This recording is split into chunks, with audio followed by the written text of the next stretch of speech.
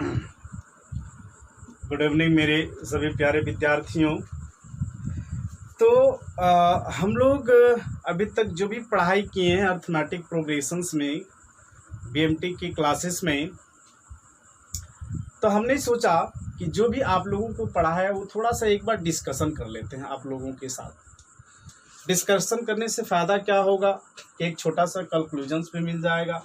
साथ ही साथ जो अर्थमेटिक प्रोग्रेशन जो हमने अभी तक जितने भी क्वेश्चन सॉल्व किए हैं उस क्वेश्चन का थोड़ा सा एक ओवरव्यू हो जाएगा। हालांकि एक एक्सरसाइज हमारा सिर्फ बचा है बुक्स के अकॉर्डिंग्स में, और वो एक्सरसाइज भी हमारा न्यूमेरिकल्स वाला है, वर्ड्स प्रॉब्लम वाला है, सॉरी। तो उस पर हम लोग चर्चा करेंगे।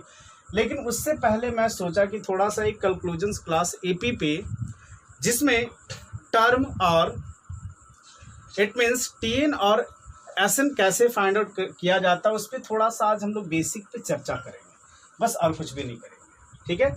और ये चर्चा जो हमारा होगा ये एक छोटा सा चर्चा है, और इस चर्चा के थ्रू मैं आप लोगों को इस वीडियो के थ्रू आप लोगों को मैं समझाने की कोशिश करूँगा एपी के टीएन और एसएन के बारे में, है ना। तो टीएन का मतलब होता था एपी में कि किसी भी पद का वैल्यू निकालना। किसी भी पद का वैल्यू निकालना कहने का मतलब है कि मान के चलिए एक आपके पास एपी का सीक्वेंस दे दिया, है ना, जैसे 2 4 6 8 ऐसे करके ये एपी का आपका सीक्वेंस दे रहा है, ठीक है। ऐसे करके ये एपी का आपका सीक्वेंस दे रहा है, और ये जो सीक्वेंस हमारा है ना ये एपी में क्यों है तो वो भी मैंने बताया था अपने वीडियो में, है ना। ये एपी में क्यों है ये भी मैंने बताया था, क्योंकि इसकी जो कॉमन डिफरेंस है ना, इसकी जो कॉमन डिफरेंस है वो हमारा कॉमन डिफरेंस क्या होता है, इक्वल होता है, जिसके कारण ये हमारा जो सीरीज है या सीक्वेंस है उसे हम कहते हैं एपी में। अगर इसके जो कॉमन डिफरेंस है जिसको हम सर्वांतर भी कहते हैं हिंदी में, अगर ये इक्वल नहीं होता तो फिर हम लोग कभी भी नहीं कह सकते कि ये हमारा जो सीक्वेंस है वो एपी में है। कैसे, तो आप कह सकते हो ना कि सर 4 में से 2 गया तो 2 बचा, 6 में से 4 गया तो 2 बचा, 8 में से 6 गया तो 2 बचा, 10 में से 8 गया तो 2 बचा। इसका मतलब क्या है कि ये जितने भी हमारे कॉमन डिफरेंस आ रहे वो सभी इक्वल आ रहे हैं, है ना। अर्थमेटिक प्रोग्रेशंस में जो हमारा फॉर्मूला है उसकी एक्सप्लेनेशंस की अगर मैं बात करूं तो इसे किस किस से डिनोट कर सकते हैं, और जनरली हम लोग करते हैं कॉमनली।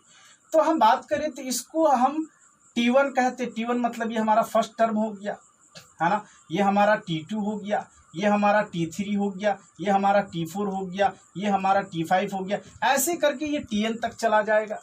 और इसी को सॉल्व करने के लिए हमें एक Tn का फॉर्मूला दिया जाता है, और उसी फार्मूला को पुट करके हम इसका पद का वैल्यू निकालते हैं, ठीक है। जिसमें हम लोग इसे A भी कहते हैं, इसे A2 भी कहते हैं, ये टर्म का वैल्यू है, और इसे A3 भी कहते हैं, ऐसे करके ये चलता है, ठीक है ना। तो मतलब कहने का है कि इसका एक नाम है। नाम मतलब जैसे मैं बोलूं ये जो सीरीज है, इस सीरीज में अगर मैं आपसे पूछूं कि इसका T4 क्या है, मतलब इसका चौथा पद क्या है, तो आप बोलोगे ना कि सर चौथा पद 1 2 3 4, तो बोलोगे सर चौथा पद इसका जो है वो 8 है, T4 इसका 8 है, ठीक है ना। तो खैर ये हमारा छोटा वाला टर्म का वैल्यू पूछा गया, मतलब कि सिर्फ 4th प्लेस वाला का वैल्यू पूछा गया। लेकिन आपसे अगर मान के चलिए 50वां 100वां और बहुत ही बड़ा नंबर का जब पूछा जाएगा तो क्या पॉसिबल है डायरेक्ट ऐसे लिख के सॉल्व करना, तो तुम लोग बोलोगे सर नहीं, ऐसा तो पॉसिबल नहीं है। तो इसी के कारण से हम लोग क्या करते हैं, एक छोटा सा फॉर्मूला यूज करते हैं। और ये छोटा सा फॉर्मूला क्या होता है, अगर आपको टर्म इट मीन्स पद अगर आपको निकालना हो तो हम लोग कहते हैं कि आप ये फॉर्मूला पुट कर दीजिए Tn equal to A plus under bracket n minus 1 into D. अब इस फार्मूला को थोड़ा सा एक्सप्लेन भी मैं कर देता हूँ। इस फार्मूला को एक्सप्लेन करने का मतलब क्या कि ए को क्या कहेंगे, तो ए हमारा जो होता है इसे हम लोग फर्स्ट टर्म कहते हैं। एपी का जो फर्स्ट टर्म होता है इसे हम लोग ए से डिनोट करते हैं, है ना। ऐसे ये A A2 A3 ये ऐसे भी चल सकता है, ठीक है। साथ ही साथ जो इनके कॉमन डिफरेंस है, जो इनके कॉमन डिफरेंस है इसे D से डिनोट करते हैं। ये जो कॉमन डिफरेंस है इसे हम लोग D से डिनोट करते हैं, कॉमन डिफरेंस को। इसे हिंदी में सर्वांतर भी कहा जा सकता है, होता है ये। साथ ही साथ इस n का मतलब क्या हुआ, तो इस n का मतलब अभी तुरंत मैंने बताया कि कौन सा टर्म का वैल्यू आपको निकालना है। इट मीन्स n का मतलब हो गया नंबर ऑफ टर्म, मतलब आप 10वां पद निकालना चाह रहे, 20वां पद निकालना चाह रहे, या फिर क्या निकालना चाह रहे, ठीक है। तो अगर इसी क्वेश्चंस के थ्रू समझने की कोशिश करते हैं, Tn का वैल्यू फाइंड आउट करने की कोशिश करते हैं। फॉर एग्जाम्पल मान के चलिए आपके पास एक सीरीज दे दिया और उस सीरीज, मान लीजिए आपके पास ये सीरीज है 10, 5, 0, -5 ऐसे करके ये एक सीरीज चल रहा है, -10 ऐसे करके ये एक सीरीज चल रहा है, ठीक है ना। तो ये जो सीरीज है इसमें आपसे पूछ दिया कि आप मुझे बताइए कि इसका 20वां पद क्या होगा। Find the value of 20th term. तो ऐसे करके लिखना पॉसिबल नहीं है, तो आप क्या करोगे, आप इस फार्मूला को यूज करोगे जो एपी में फार्मूला दे रखा है इसे फाइंड आउट करने के लिए। तो आप कहोगे क्या, यहाँ पे फर्स्ट क्लास पहले सॉल्व कैसे किया जाता है वो लिखिए। सबसे पहले यहाँ पे लिखिए सॉल्यूशंस लिखिए, और सॉल्यूशंस में लिखिए here a equal to 10 and common difference equal to, common difference को क्या कर लीजिए ना, मैं तो बोलूंगा कि कॉमन डिफरेंस तो आप डायरेक्ट कर सकते हो कि सर इनके बीच में कितना का गैपिंग चल रहा है, इसका मतलब इसके बीच में कितना का अंतर है, क्या ये सर्वांतर इक्वल है। तो इसको हम लोग क्या करते हैं, निकालते भी और साथ साथ में चेक भी कर लेते हैं। कैसे, तो आप कह सकते हो कि A2 को A1 से अगर माइनस करते हैं, मतलब कि दूसरा पद जो है, दूसरा पद से पहला पद माइनस करेंगे तो ये निकल जाएगा। साथ ही साथ तीसरा पद से दूसरा पद अगर माइनस करेंगे तो ये निकल जाएगा। तो ये भी मुझे चेक हो जाएगा कि क्या ये जो हमारा सीरीज दे रखा वो एपी में है या फिर नहीं है। तो चेक भी कर लेते हैं, चलिए फिर कर लीजिए A3 माइनस A2, ठीक है। तो माइनस करते हैं, तो क्या है A2 हमारा 5 माइनस 10 इक्वल टू 0 माइनस 5। तो अगर इसे चेक करते हैं तो मुझे पता चलता है क्या ये भी -5 है और ये भी -5 है। तो आप कह सकते हो ना sir these series are in AP, कह सकते हो this series are in AP, ठीक है। जहां पे आपको सभी चीज दे रखा है, ठीक है, और आपको क्या क्या निकालना है आप यहां पे भी इस चीज को लिख सकते हो अंडर ब्रैकेट में, this series are in AP, this series are in AP.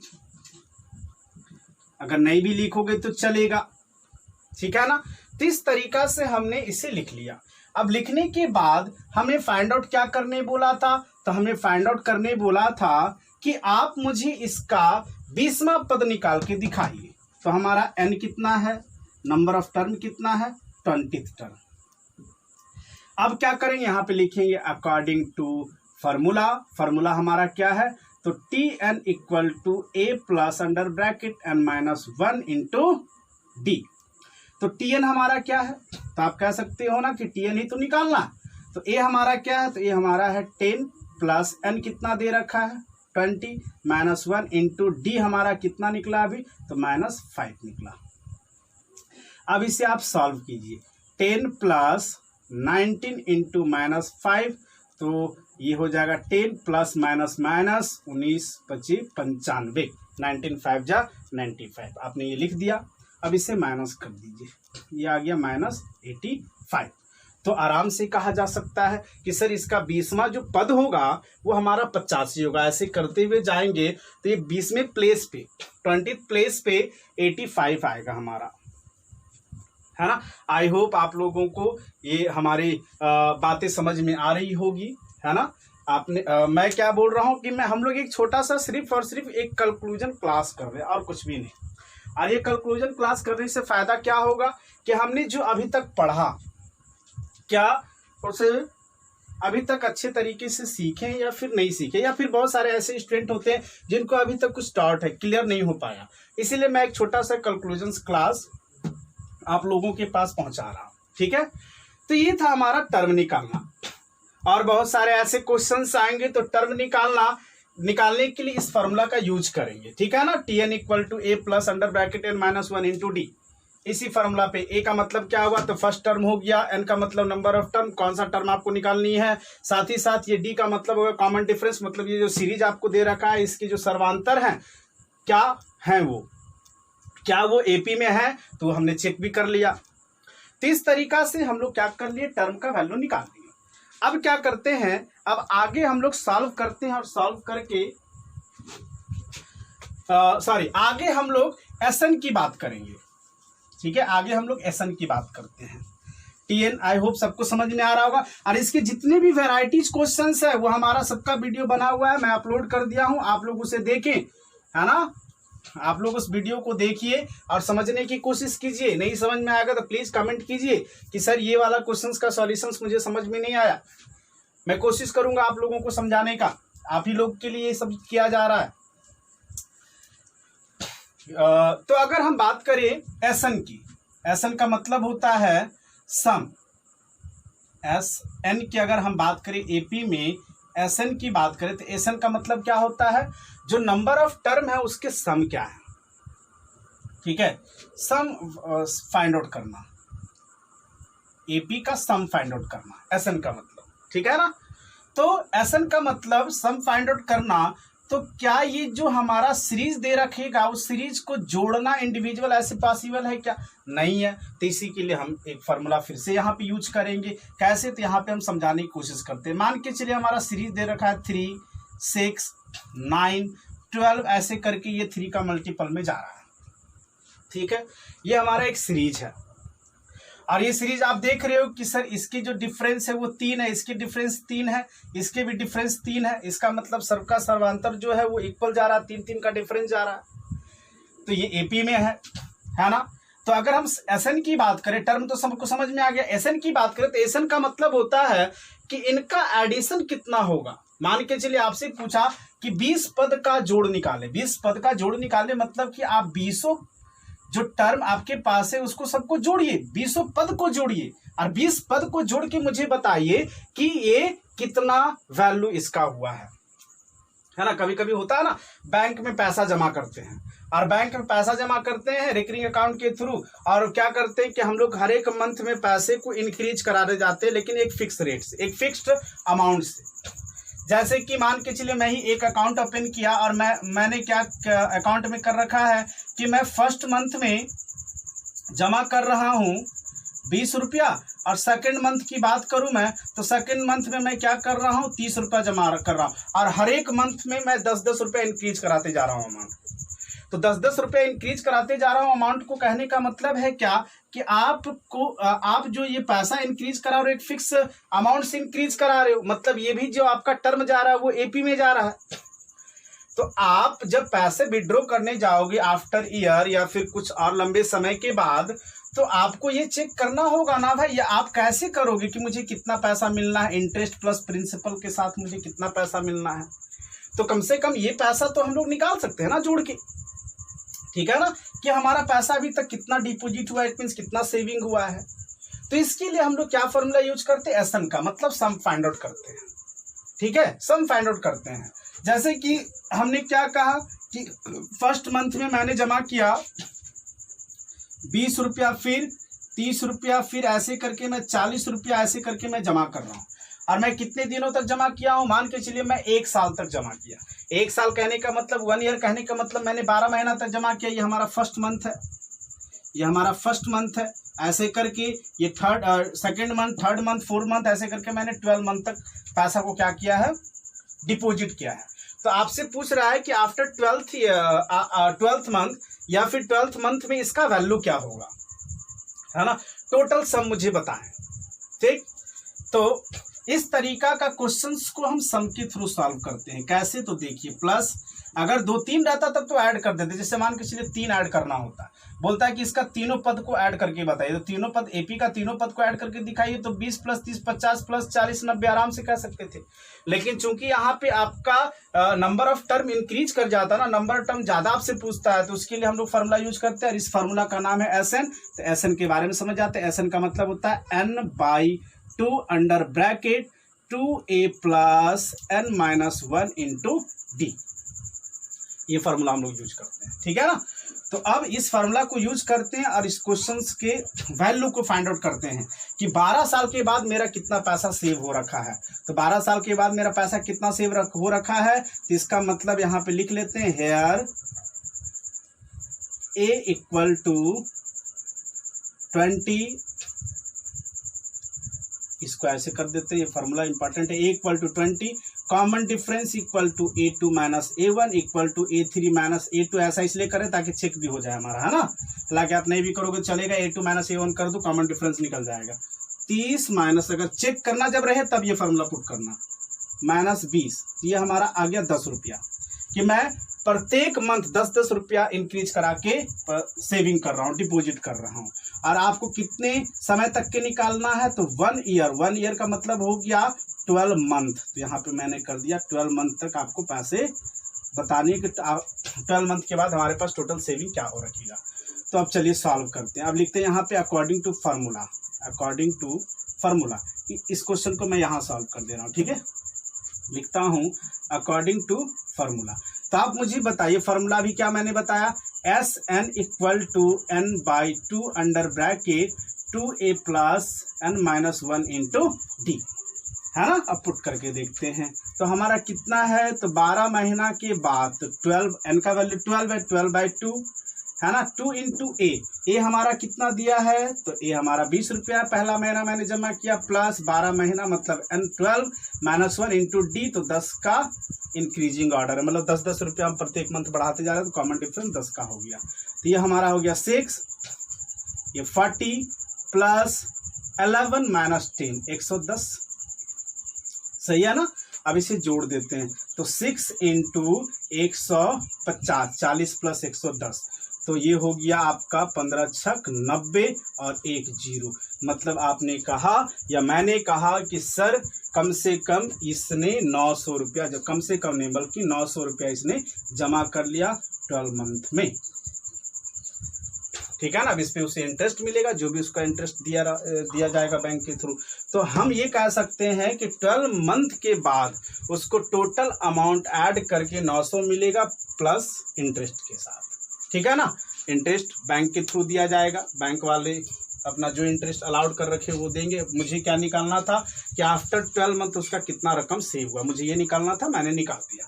तो ये हमारा होता है सम निकालना। और बहुत सारे ऐसे क्वेश्चंस होते हैं इसके ऊपर ऐसे बहुत सारे क्वेश्चंस होते हैं। कभी कभी क्या होता है ना कि हम लोग जो कहीं से लोन ले रखे होते हैं या फिर किसी से मान के चलिए हम लोग पैसा उधारी लेते हैं, तो हम लोग क्या करते हैं, अपने बर्डन को कम करने के चक्कर में हम लोग क्या करते हैं कि बोलते हैं कि ऐसा करो ना, हम तुमको मंथली में पेमेंट करेंगे और हर एक मंथ में एक फिक्स्ड अमाउंट इंक्रीज करा के पे करेंगे ताकि मेरा बर्डन कम होते जाएगा, ठीक है ना। बहुत सारे लोग ऐसे करते हैं। जैसे कि मान के चलिए आपने क्या कर रखा है, आपने किसी से कुछ पैसा लिया, कुछ लोन लिया, और उस लोन को क्या करें, जैसे कि मान के चलिए इसी क्वेश्चंस की बात करते हैं, ठीक है, सॉरी इसी क्वेश्चंस की बात करते हैं। आज मेरा डस्टर भुला गया लगता है। इसी क्वेश्चंस की बात करते हैं। तो आप मान के चलिए किसी बंदा से 900 रुपया लिए हैं, ठीक है। मान के चलिए आप किसी बंदा से 900 रुपया लिए,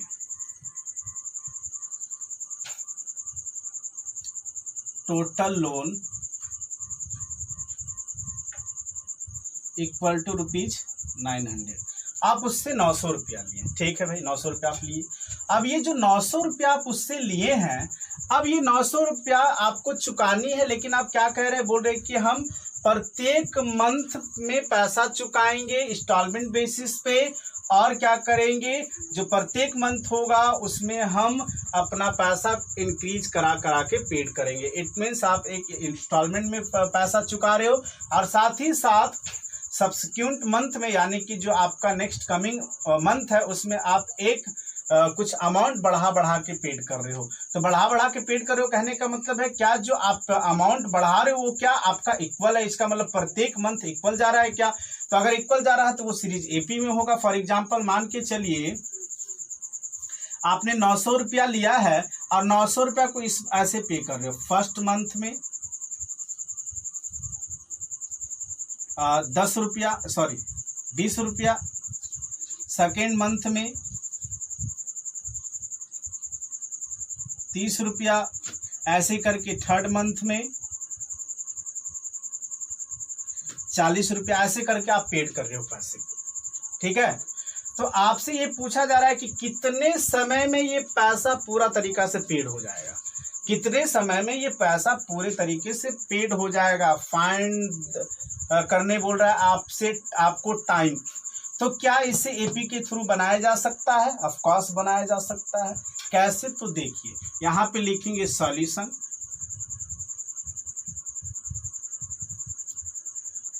सॉल्यूशन में लिखेंगे गिवन जो दिया हुआ है, गिवन दिया हुआ है टोटल लोन या डेप्ट इक्वल टू ₹900 और इसे मान लेते हैं SN। ठीक है, साथ ही साथ आपका जो पेमेंट अमाउंट है वो ये दे रखा है। ठीक है ना, क्या दे रखा है? फर्स्ट इंस्टॉलमेंट इक्वल टू ₹20, इसे मान लीजिए आप A। ठीक है ना, साथ ही साथ क्या दे रखा है आपको? आप कॉमन डिफरेंस तो आराम से निकल सकता है। कॉमन डिफरेंस कैसे निकालिएगा? Common difference equal to A2 minus A1। तो A2 कितना है? 30 माइनस 20, तो आप निकाल लीजिएगा 10 और ये आपका हो जाएगा D। ठीक है, अब एक फार्मूला आपको जो सिखाया गया उसी फार्मूला पे पुट कीजिए। नाउ अकॉर्डिंग टू फार्मूला क्या लिखिएगा? SN equal to N/2 under bracket 2A plus N-1 into D। तो SN कितना है?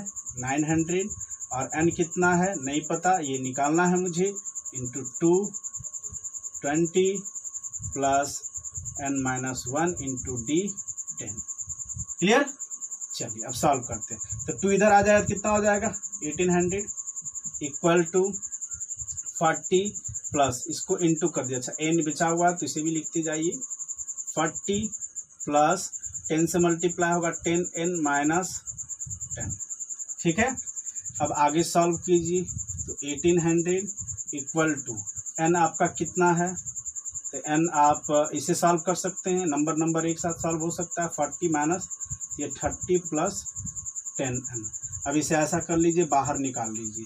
ठीक है, तो 1800 equal to 30n plus 10n square. कुछ कॉमन निकल रहा है क्या? तो वो भी निकाल सकते हो आप। 10, तो 1800 इक्वल टू 10, तो ये हो जाएगा 3n प्लस n स्क्वायर। ठीक है, तो 10 इधर ले आइएगा तो ये हो जाएगा 1800 divided by 10 equal to 3n plus n square. ऐसा मैं इसलिए कर रहा हूँ ताकि ये मिडिल टर्म ब्रेक में हमारा क्वेश्चन बन जाए और साथ ही साथ छोटा नंबर हो जाएगा तो फैक्टराइजेशन करने में इजी होगा, है ना, टर्म को तोड़ने में इजी होगा। ये डिवाइड होके 180 आ गया। अब इसे आप क्या कर लीजिए, पहले लिख लीजिए एक बार। 180 equal to 3n plus n square. तो आप कह सकते हो ना n square plus 3n minus 180 equal to 0। मैंने कुछ नहीं किया, ये n स्क्वायर मेरा पॉजिटिव था, पॉजिटिव ही रहा। 3n मेरा पॉजिटिव था, पॉजिटिव ही रहा। इसको इधर लेके गया तो माइनस 180 हो गया। ये प्लस था, इधर आया माइनस इक्वल टू 0। इसे मैं किस बेसिस पे तोड़ रहा हूँ? तो इसे मैं तोड़ रहा हूँ इस बेसिस पे। देखो कैसे, तो आपने अंडर 10th में सीखा था इक्वेशंस को सॉल्व करना कैसे किया जाता था। तो ये हमारा इस टर्म पे है ax plus minus bx plus minus c equal to 0। बस इसी बेस पे हम क्या करेंगे, इस क्वेश्चन को सॉल्व करने की कोशिश करेंगे, है ना। तो आप इसे थोड़ा सा चलिए करते हैं। तो ये क्या हो जाएगा? 180 2 से जाएगा 90, फिर 2 से जाएगा 45, फिर 3 से जाएगा ये हो जाएगा 15, फिर 3 से जाएगा ये हो जाएगा 5, फिर ये 5 से जाएगा ये हो जाएगा 1। तब करते हैं, 3 आना चाहिए, है ना, प्लस या माइनस करने पे, हालांकि ये माइनस है तो ऑफकोर्स माइनस ही होगा। देखते हैं, 2 2 जा 4, 4 3 जा 12, यहाँ लिखिए तो 12 लिखिए, और 5 3 जा 15, ऑफकोर्स हो गया, देखिए, ठीक है ना। मतलब 15 में से 12 माइनस होगा तो 3 बचेगा, 3 है, पॉजिटिव प्लस वाला साइन बढ़ा तो 15 को प्लस में करेंगे, और माइनस प्लस क्या होता है, इंटू करने पे माइनस होता है, देखिए माइनस 180 दिया। चलिए ब्रेक करते हैं इसे, यहाँ लिखूंगा मैं n square plus 15n minus 12n minus 180 बराबर 0, ठीक है। अब कॉमन निकालते हैं, जो कॉमन कैसे निकलता है, जो दोनों में इक्वल हो, ये 2 टर्म हो गया, तो देखिए n हमारा इसमें कॉमन है, इसमें देखते हैं क्या कॉमन है, तो n निकालेंगे कॉमन, तो यहाँ बचेगा हमारा n प्लस 15 माइनस, ये इसमें क्या कॉमन दिख रहा है आपको, कुछ कॉमन दिख रहा है, 12 तो दिखेगा ही, क्योंकि 12 का अभी फैक्टराइजेशन था, तो 12 निकाल लेते हैं, तो यहाँ बचा ये n, और ये माइनस माइनस क्या हो गया, वो प्लस हो गया। अभी तुरंत ये 180 का फैक्टराइजेशन था, 12 गुना 15, तो इसमें से हम क्या निकाल रहे हैं कॉमन, 12, तो 15 तो बचेगा ही, तो यहाँ लिख देते हैं 15। देखिए दोनों इक्वल हो गया, इसका मतलब एक हो गया n माइनस 12 इक्वल टू 0, और एक हो गया n प्लस 15 इक्वल टू 0। तो हमारा आंसर क्या होगा इसमें, तो n इक्वल टू ये प्लस 12 हो गया, ये n इक्वल टू माइनस 15 हो गया। तो नेगेटिव तो हमारा n का वैल्यू होता नहीं है, ना तो फ्रैक्शन होता है, आपको सिखाया गया, तो इसलिए हम लोग कह सकते हैं n का वैल्यू 12, और ये 12 मंथ में अपना डेब्ट को क्या करेगा, चुका देगा। खैर ऐसे बहुत सारे क्वेश्चंस हैं, ठीक है, जो कि वीडियो में बना के दिया हुआ है, आप वीडियो को देखिए। ये सिर्फ हमारा एक छोटा सा एक्सप्लेनेशन का क्लास था, कंक्लूजन क्लास था, आप लोगों को समझाने के लिए ये वीडियो एक छोटा सा तैयार किया गया था, ताकि आप लोग अच्छे तरीके से समझेंगे। धन्यवाद, आज के लिए इतने रहने देते हैं, चलिए मिलते हैं नेक्स्ट वीडियो में, नेक्स्ट क्लास में।